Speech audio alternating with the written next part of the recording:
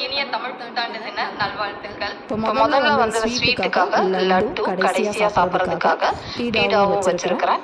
அடுத்தது கல்யாண வீட்டு ஸ்டைலில் அரைச்சி விட்ட மாதிரி சாம்பார், கூடவே அதே கல்யாண வீட்டு ஸ்டைலில் வத்த குழம்பு, தக்காளி ரசம், முக்கணிகள் போட்ட பாயாசம், கெட்டி தயிர், குடிக்கிற மாதிரியான நீர்மோர், காய்கறிகள்ல முதல்ல வந்து முட்டைக்கோஸ், பீன்ஸ், கேரட் போட்ட கல்யாண வீட்டு ஸ்டைல் பொரியல், செட்டிநாடு ஸ்பெஷல் உருளைக்கிழங்கு மசாலா, அடுத்ததா கீரையும் கொண்டக்கடலையும் போட்ட கூட்டு, பீட்ரூட் தயிர் பச்சடி, மாங்காய் பச்சடி. இதுல இனிப்பு, புளிப்பு, காரம் எல்லாமே அறுசுவையும் அதுல இருக்கும்.